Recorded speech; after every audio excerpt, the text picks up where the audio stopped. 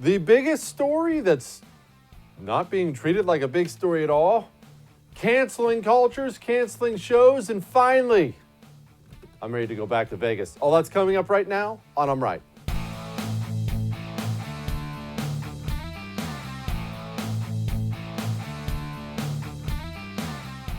We're going to do that imagine this scenario thing, right? It's very advanced, but I've been doing TV for almost a year now, so I think I know what I'm doing here. But here, I want you to imagine this, okay? I want you to imagine there are pro-life rallies in this city. And all of a sudden, these pro-life rallies, first or second night, get a little violent. Man, they're marching down to Planned Parenthood and they're shattering windows. Geez, a couple people are dying. That's not good. And then the next night, it's in another city. And then the next night, it's in 5 more cities. And these Planned Parenthoods are getting firebombed. And it's just an absolute disaster. And then people march up at a pro-life rally at a major U.S. city, let's call it Chicago, and they overrun City Hall. I don't mean they stood on the steps. I don't mean they walked inside. I mean they showed up. All these pro-lifers showed up at City Hall afterwards. They kicked in the door, stormed in, took over the building, and then took over about 5 or 6 city blocks inside of Chicago. Then they put fencing up around these city blocks, kicked out all the police who left, and seized complete operational control of several blocks of the city of Chicago. You got that mental image in your head? Now, I want you to imagine this. How would that be covered now? Not just by the American media, by the media in the furthest reaches of the globe. How would they cover a pro-life group seizing operational control of a large portion of a major American city? What would the calls be? Well, on top of the coverage, what would people be? Would they call for bombings? I would not put it outside of the realm of possibility. They would call for the United States Air Force to be dropping napalm in. They dang sure would be calling for troops to storm the place. What's happening in America? These people, everybody needs to go to jail. Not only everybody who's there, everyone behind it. This is a domestic terrorist group. Can you imagine what the coverage? It would be wall to wall. Forget about the regular news shows. Forget about the daytime, female gossip talk shows you love. Cable news shows. They would interrupt regularly scheduled programming, your favorite sitcom, to give you an update on the fact a right-wing pro-life group seized operational control of a major American city. And you know what the craziest thing about all that is? That's happening right now. In the United States of America, a left-wing group, after left-wing groups have looted and murdered and burned all across this nation, a left-wing group in the city of Seattle has seized operational control of several blocks, fenced it off. They've declared it their own nation. They're actually attempting to farm, which is really hilarious, by the way.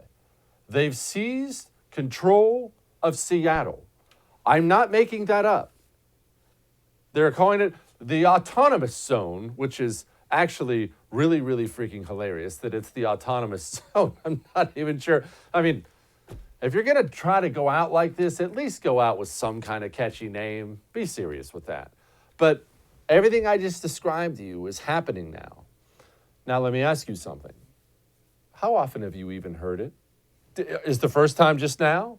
If not the first time, you've maybe, seen it brought up once or twice on the news?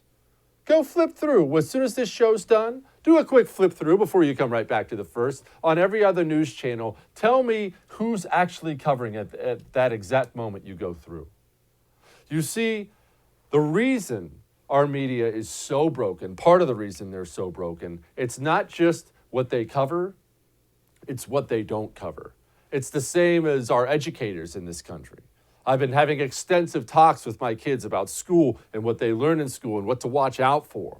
And what I've told them is, your teacher, because we've lost our education system, right? And what I've told my kids are, your teacher's not going to stand up in front of you at least until you get to college, and say America sucks and you all better learn that America sucks. No, here's what happens in school. They stand up in front of you. They got to start slow, right? And they tell you, well, America's slavery. Oh, we killed the Indians. And then civil rights. All right, that's it for America. Glad you all learned about it. Well, what would you think? That'd be like me describing my son as, my son, oh, he smells and he spills stuff all the time.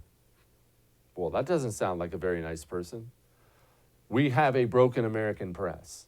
This should be the only story on every news channel. There should be an outcry from every single American because the media coverage is so intense, making sure this gets put down. But that's what I've been telling you about how you and I are now the minority, about how you are going to have to accept a brand new reality for your life in America. And I don't mean that in a bad way. I mean, it's not great, but it's just a matter of adjusting your thinking. You're a minority. The press has always been left. Education has been left for decades. Hollywood's been left for decades. It's been left. But now it's so left and it's so entrenched, they can now invent narrow narratives like police racism. They can invent it virtually out of the blue and have mass quantities of the population believe it because they get everyone on board with the lie like that. You get all the leftist activist groups on board with the lie. You get Hollywood on board with the lie. All your other media brothers are on board with the lie. The college professors are on board with the lie. Once you're that entrenched, you can just turn it on and turn it off like a light switch. And that's what you're seeing. We've lost operational control, not just of Seattle. We've lost it of America. And it's time to start adjusting the way you think. We saw it with the lockdowns. The next time, once all these things are done, and there's this media narrative that virtually everybody in the media agrees with, and half the people on the right, because they can't think for themselves either, you be the one who thinks. That's what I mean by adjusting your mindset. You change the way you think. No, I'm not going to believe that. I don't care that right-wing writer I love and have loved for years is saying something. I'm going to take a step back and analyze what's actually happening. But don't take all this from me. Here's a cop in Seattle. The city has lost all the political will to enforce the rule of law. There is an unreasonable activist fringe that is unfortunately stealing the peaceful protest message for justice for George Floyd.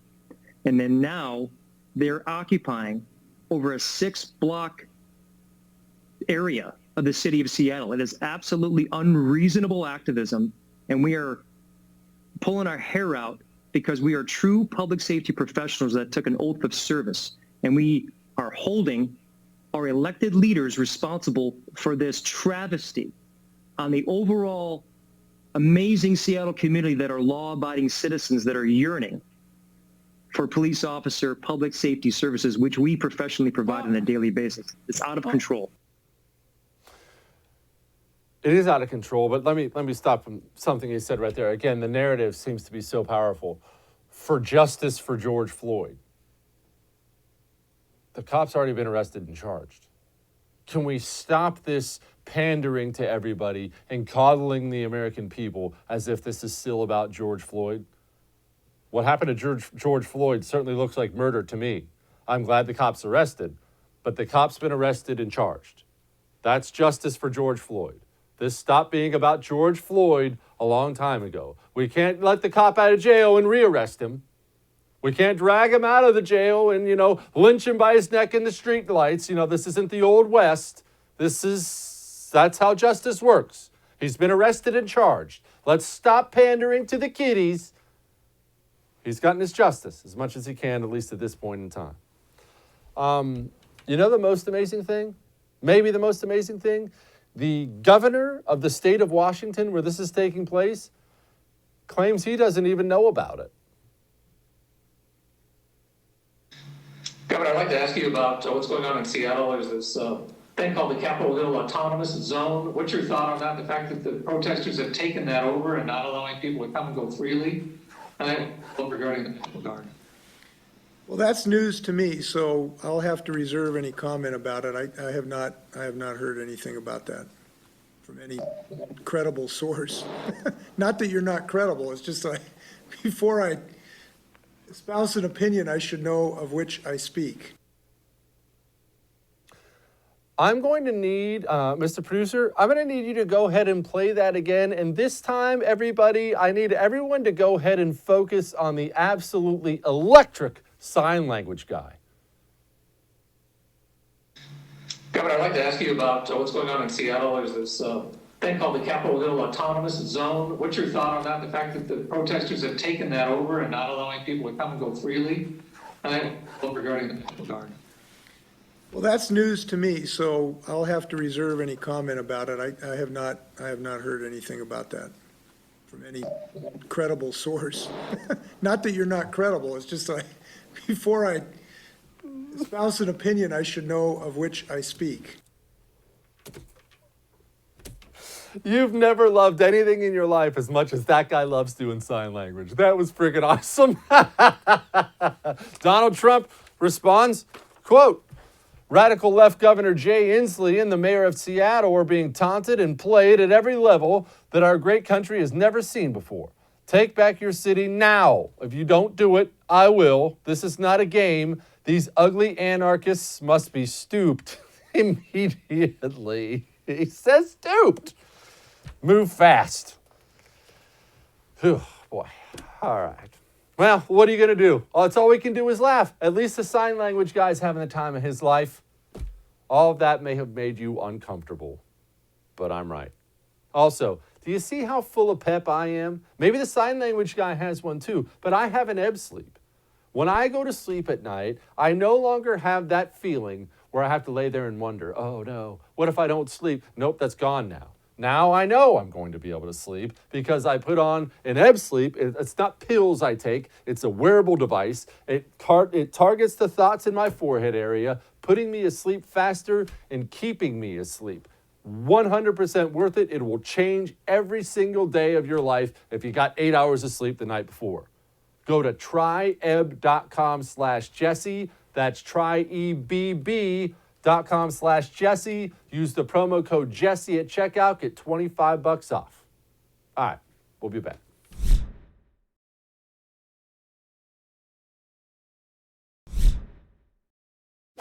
This country has lost its freaking mind. We have decided, I mean, not you, not me, but we have decided as a nation that police, all of them, are the bad guys. And we're canceling anybody out there who is even showing a vaguely positive representation of police. How do you idiots think this ends? You morons doing these things, how do you think this ends? This ends with fewer cops where you need them most. The cops who are going to exist are going to be even more resentful of the places who are rising up. The division's going to increase. Oh, in those bad neighborhoods, the businesses are gone and the cops are gone. Yeah, I'm sure everything will be fine. Charles Barkley wants both parties to work together. I don't, but he does. The Democrats and the Republicans can't even talk about police reform. I mean, this is something we've been talking about ever since Kaepernick Neal and these clowns in the Democratic Party and the Republican Party. That's the number one thing they should do before they do anything else. We need the cops. Most of the cops do a fantastic job, but instead of defunding and all this other stuff, let's just do police reform. Everybody should be on board for that, whether you're a Democrat, Republican, conservative, or liberal. Yeah, I'm not on board with that. I mean, I'm glad he's at least taking a less radical turn than everybody else in his profession, but I'm not on board with that at all. Why do I have to acknowledge something that statistics don't show to be true? I'll come back to this again. I mean, people have thankfully put this fact out there by now. There is no statistic, none, zero, that shows police are targeting black men. There's none. There's not one. You can point to inadequacies in the system, I'm sure there are. You can point to individual bad cops, I'm sure there are. But I do not have to accept this fact that everyone seems to have decided on, that there is widespread police brutality based on race. The stats are not there for that. And I don't care if you get the entire world shouting at me that that's the case. Show me numbers. Show me facts. I don't have to agree that's the case. And if that is the case individually in some city, then it is not the job of the federal government to fix such a problem. It's the job of that city. That's why we have a president, a Congress. That's why states have governors. States have legislatures. That's why at a city level, cities have mayors. They have city councils. There are a million layers of government you need to get through before you get to the Senate needing to pass a bill that the President of the United States needs to sign. What is this absolute lunacy? Am I the only one who's ever read actually the structure of government in the United States of America? My word, people, I'm an idiot. How am I the only one talking about this? I went to community college. I have less than 3 years of credits from a community college. If we're at the point where I'm the one instructing everybody else in the United States of America about how the Constitution is structured, about how government is supposed to function, about who is responsible for what, we are in deep trouble. I may be a lot of things. I better never become the intellectual leader of the Republican Party. I promise you that. If we get to that point, we have failed. My word. Natalie Portman, that genius thinker, she had this to say, quote, "When I first heard defund the police, I have to admit, my first reaction was fear. Jeez. My whole life, police have made me feel safe, but that's exactly the center of my white privilege. The police make me as a white woman feel safe, while my black friends, family, and neighbors feel the opposite. Police make them feel terror, and for good reason. Police are the 6th leading cause of death for black men in this country. They are not isolated incidents. They are patterns and part of the system of over-policing of black Americans. Reforms have not worked." I have to address this over-policing of black Americans thing really quickly here. If you're going to say that, and I've heard college professors say that, I've of course heard a million media personalities say that, over-policing of black neighborhoods, over-policing of this. Okay, that's fine. If you believe that's the case, then I want you all to do me a favor. If that's what you believe, again, don't tell me what you believe. Show me. Here's what I want you to do. I want you to pick the nice suburb, upper middle class homes, and I want you to, from midnight to 1 a.m., unarmed, no police protection, no cameras, you go walk around that neighborhood for an hour, midnight to 1 a.m. Then I want you to pick the really bad part of town, the area that's been over-policed, from midnight to 1 a.m., unarmed, just you, no cameras, no cops. I want you to go walk around. And if you're willing to do that, then I'll listen to you when it comes to over-policing. If you're not, you're a freaking liar, and you don't believe it either. Over-policing, bunch of morons. Dan Abrams of Live PD, they canceled Live PD. Who doesn't like Live PD? Everybody does. And I will tell you, if I seem a little upset, it's because I'm personally friends with one of the producers on Live PD. He's a buddy of mine. And we were texting back and forth earlier today. And he's just stunned. I mean, he's absolutely stunned that they have created this show that's this cultural phenomenon. Everybody loves it. It's just cops in action. It's cops in action. Everybody loves it. And that now, like that, because of a bunch of degenerates, the whole thing's been wiped out. It's unbelievable. Dan Abrams, the host of Live PD, said this: "Shocked and beyond disappointed about this. To the loyal Live PD nation, please know that we did everything we could to fight for you and for our continuing effort as a transparency in policing. I was convinced the show would go on. More to come." Well, that's what happens, people. That's the result, and I'm going to keep harping on this, of Republicans facing 60, 70, 80 years of all these little cultural hills to die on, and every single time saying, wow, let's let them have this one. We'll get the next one. We'll wait. Let's wait till after the election. Let's wait till this. Let's wait till that. Let's wait till this. Let's wait till that. 70 years, 80 years. Give an inch, give an inch, give an inch. Sooner or later, you look around, and they own all the inches. Bunch of losers. All right, hang on.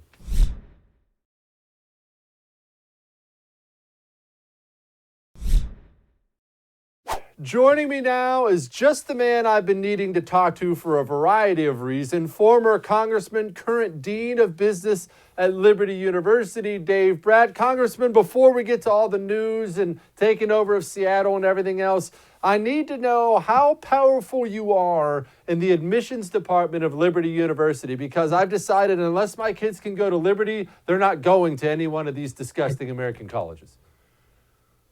Well, your value system seems like it's aligned, and so that's the big first step. Very good. You'll be a good fit. Tell them to hit the books a little bit. It'll happen. 10-4, we're all over that one. All right, Seattle. Good. Yep.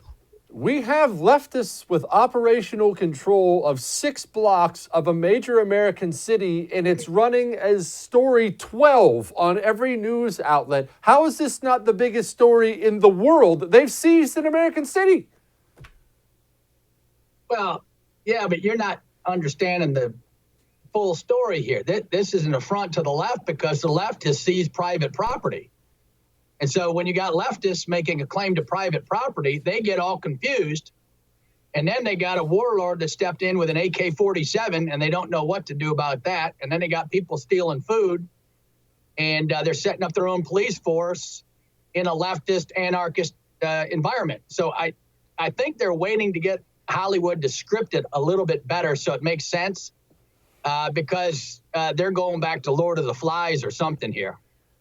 They are. We have video out there. We chose not to show it of their police force. And it's some dude. Of course, it's the same way a police force works in all these anarchist situations. It's the biggest, toughest dude out there beating the crap out of everybody else. How do people not see this is how it ends every single time? And do people not know about the Russian Revolution and how that ended up with a bunch of people getting shot in the head? Yep. Well, the left, right, and the, I hope folks are paying attention to what's going in China, because the Cultural Revolution, Mao's China is now here. And what does China do as their strategy? They separate the kids from the family. They separate the Chinese from their culture, right, from the Confucius system. They separate you from your old nationhood allegiance. They separate you from religion. And you're left with the CCP, the communist regime, and nihilism, nothingness. And if you look at what's going on in the situation you just described, that's really what's going on. It's just nothingness. And so that's what's coming our way, right? The public schools have stripped history and religion and philosophy away. They're all gone, all the foundational underpinnings. The next generation is at war with God and the country and the flag, and saluting the flag and putting your hand on your heart for your nation. And this is just a history of nations, but the kids don't know the history of nations. And so you're right. We're coming up on it. And anytime now, the business class, both conservatives and liberals, need to step up, right?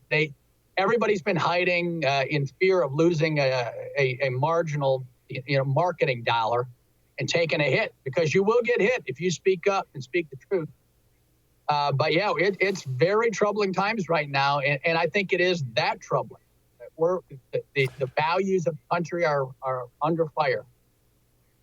You mentioned business class, and I have to be honest, Congressman, I see the business class very much taking a side. These corporations are vocally siding with the degenerates out there. And what I want to know is, are they doing this because they don't care about their bottom line? Are they doing this because the people on the right don't actually vote with their dollar and they'll just keep going back for more, even though a corporation sides with the left? Are they just doing it because the boardrooms are now packed full of lefty nutballs who went to colleges at places other than Liberty?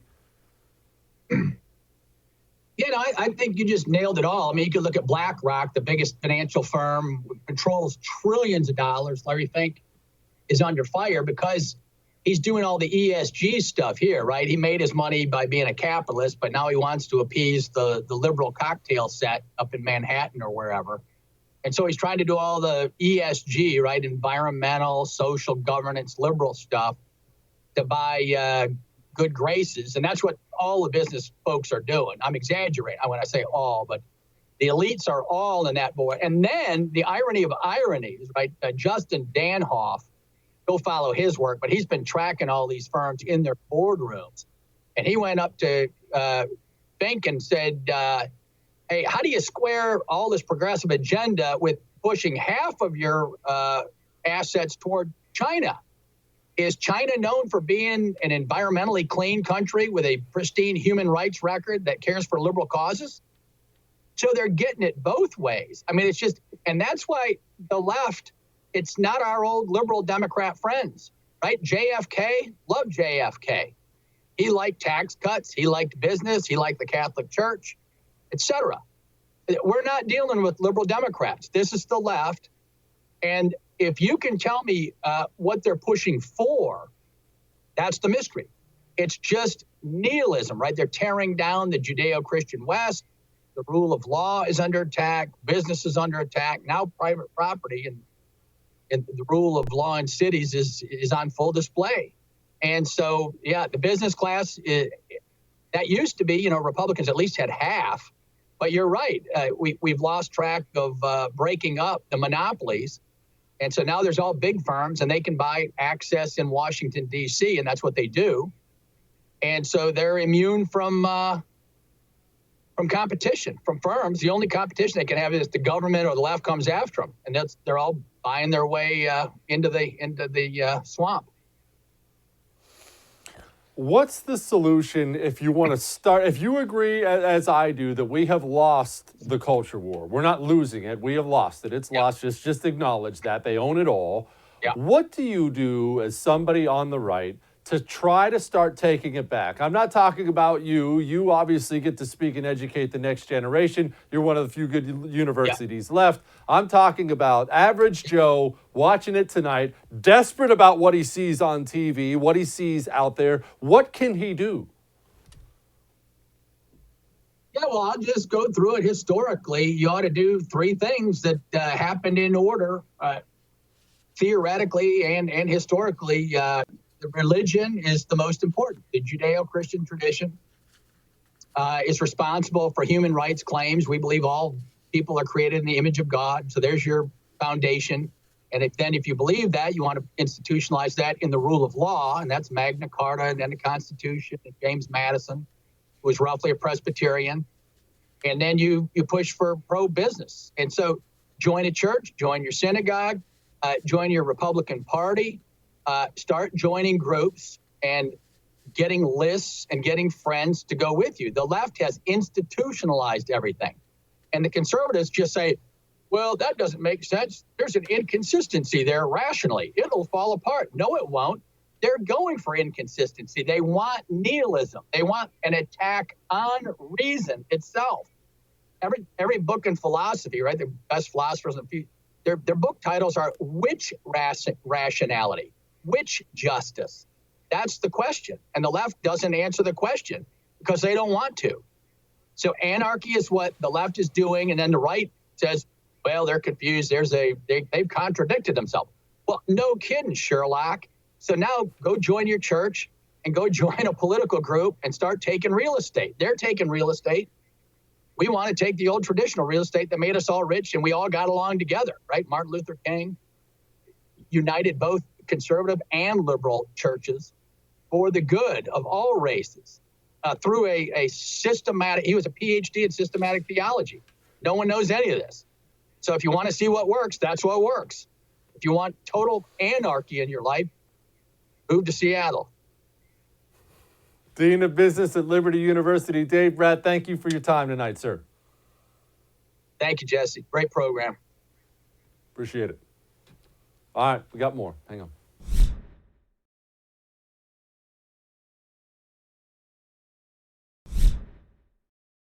I'm going to keep this brief. I just had to address this again. And I know I've said this to you before. Joe Biden is running for president of the United States of America. I know that may sound obvious. Maybe you're even rolling your eyes like, what are you talking about? Well, we all like to just think of him as a candidate now. Well, he's kind of hiding in his basement. He's kind of a bumbling moron. His brain's failing, all these other things. It's Joe. But president is really, really, really, really, really important. It's part of the reason so many of us are so obsessed with politics, and not even just important domestically. President has to keep the wolves away internationally. And what I mean by that is, do you know part of the reason there even was a Cuban Missile Crisis when it was JFK and Khrushchev is because Khrushchev met with JFK, this is a famous story, and walked out of that meeting for the first time and thought he was weak and soft and not ready for prime time. And Khrushchev thought, well, screw it, let's move in on him. These monsters who are in charge of other countries in the world, they're going to be sizing up Joe Biden. When Joe Biden travels internationally and has these big important meetings, which a president always has to have, Joe Biden is going to be sitting down with bad people who are going to be sizing this man up and saying to themselves, should we attack? Should we not attack? What's this man's capability? What's he willing to do? Now, knowing that, with that in mind, I want you to look at Joe Biden's latest and picture Vladimir Putin sitting across the table from this. You know, the rapidly rising I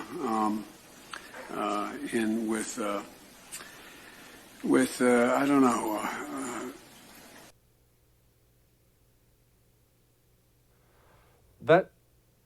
That's not going to work. That's not going to work. Please, let's not do that. All right, we got more.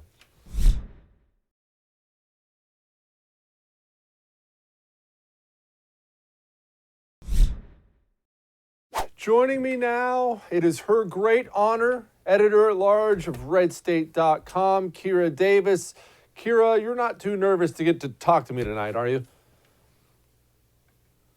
I think I worked out my nerves a little earlier, but I might ask the same question of you. I mean, you're very welcome for me being on your show, and I look forward to your recorded apology to me for all the ways you've offended me in the past. I can get you some script writers if you'd like. Maybe you'll add a little rendition of Imagine on there, but just let me know when that's coming to me so I can be ready. You know, the beauty of being me, Kyra, is I know I've offended everybody. So if somebody tells me that I've offended someone, I automatically actually assume that I have. And you know what, just accept my apology because I'm sure that actually did happen. Now, I have to ask you about Trump and CNN before we get going on anything else.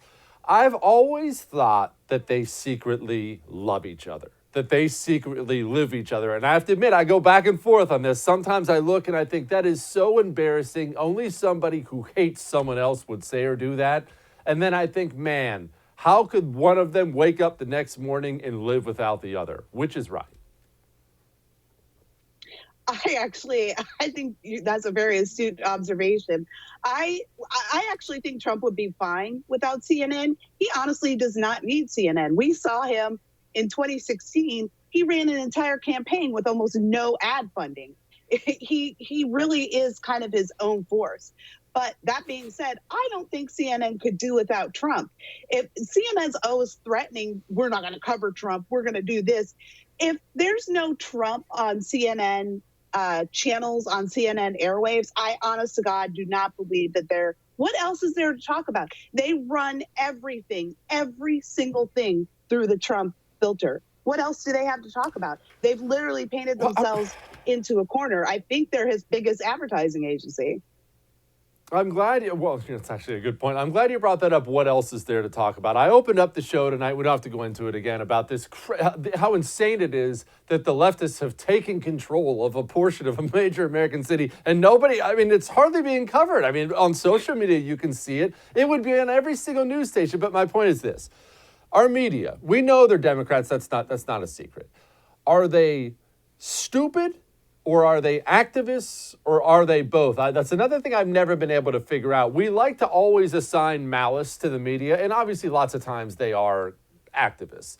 Are they just not intelligent, though, and we're not willing to acknowledge that?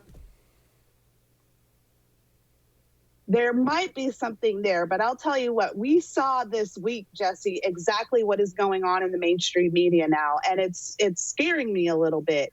We saw a couple of young editors from the New York Times and other outlets say it's time for us in the media, meaning the left-wing media, although they didn't put it that way, to stop pretending that we need to be objective and to start being activists in our reporting. They said that.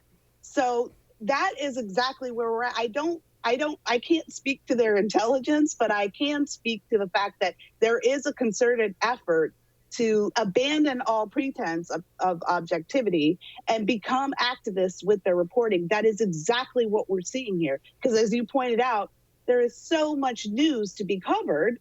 Crazy things are happening in this country right now. And to imagine that that's not the headline on CNN, that a portion of a major American city has been taken over. I mean, Jesse, imagine if the reopen protesters commandeered an entire portion of Seattle with their guns and put up fences and said, we're squatting here until you reopen the economy. Obviously, this is an activist perspective.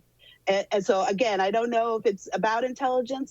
I'm glad, actually, that the veil has been lifted. Go ahead. Go ahead and tell us who you are. Let everyone know who you are. We on the right don't pretend to be objective. We have a perspective, and we're honest about that. I work for an outlet called Red State. We're honest about that. And you know what? We can have these discussions, I think, in a more productive manner when everybody's honest about who they are. Yeah, I can't believe how right-wing you guys are. I play things right down the middle here on my show. Now, Sure. let me ask you. Speaking of intelligence and brain functionality, Joe Biden has another big brain fart today. I know you saw it because you and I talked about it publicly. No, I don't think it's hilarious. I think it's sad that we are letting a man clearly who has something, I don't know, I'm not a doctor, he has something wrong. We're letting him run for president of the United States. But I think it's getting lost on the public because maybe we're not close enough to the election yet. He is running for president of the United States of America. And that man that we all kind of like to just poke fun at now or maybe feel sorry for is potentially going to have to sit around a table at a G20 summit meeting and actually present us in a decent way. Are people not connecting those dots yet? Not yet, but as we just discussed, Jesse, we've got an entire segment of our media that is activists. They're not going to highlight how incompetent or sick or demented or whatever is wrong with Joe Biden. Something is really wrong with him. I mean, all jokes aside, something's really wrong. They're not going to highlight that. He's all they have. So, and he hasn't even made a VP pick yet. So they don't even have that person to be like, well, don't worry about Joe Biden. He's got XYZ over here. They don't even have that person yet. They have to leave him alone. But what's going to happen is at some point or another, he's going to have to get on the stage with Donald Trump. That's when it'll get real, because then we will really have the opportunity to see how he faces adversity, how he is under pressure without being rehearsed, without being coached, without somebody, pulling his strings from behind, or however they get him to move like a real human being these days. I don't know what it is. They inject him with something. I don't know. But when he gets on a stage with Donald Trump, everything's going to change.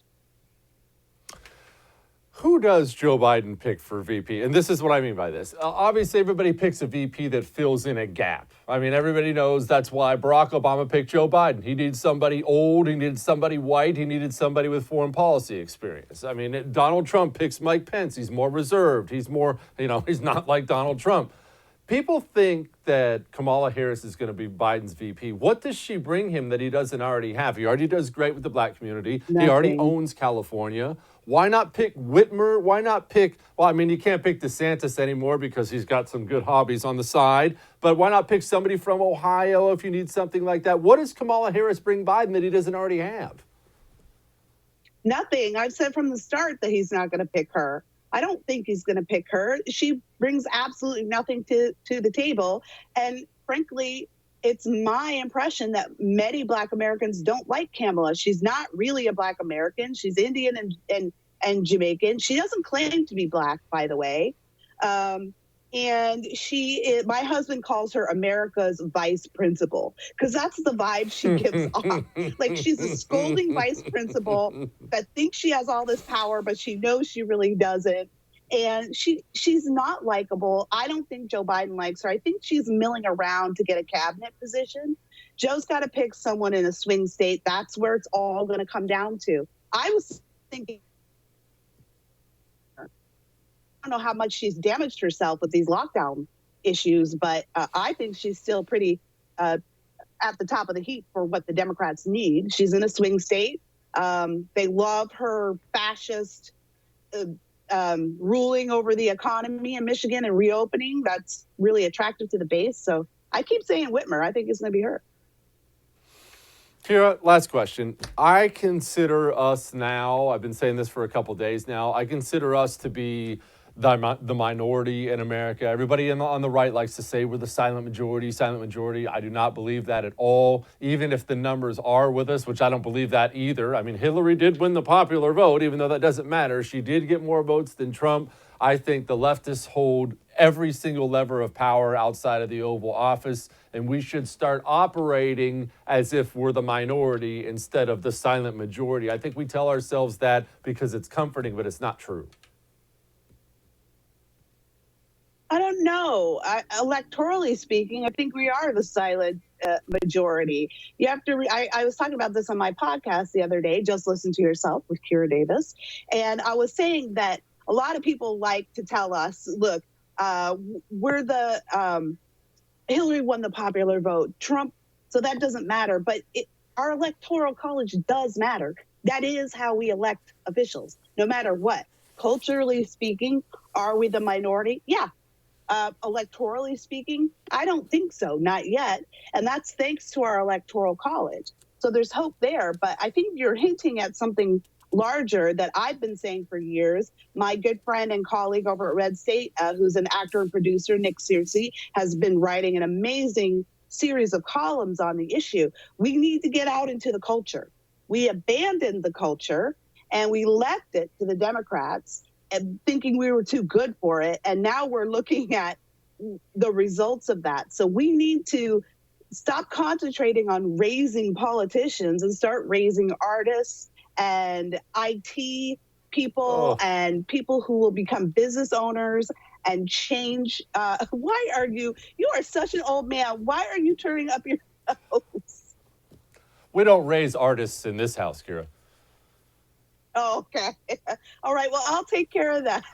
You keep complaining about the movies you get, and I'll figure out how I can get you movies that you don't have to complain about. But those are the most influential pieces, especially when you're talking about streaming media now and social media apps like TikTok and Snapchat getting into the business of television shows and entertainment. If we're not there with them, if we think we're too good, if we turn up our nose, we are going to lose the influence that will lead to larger majorities in the future. Kyra Davis, redstate.com. Thank you, ma'am. Thanks, Jesse.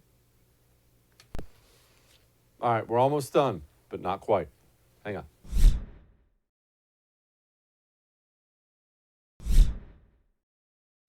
It is important during this time that we not forget we are Americans. And as Americans, we are supposed to live this life all the way and live this life free. So let's take a moment and pay homage to a man who knows what it is to be an American.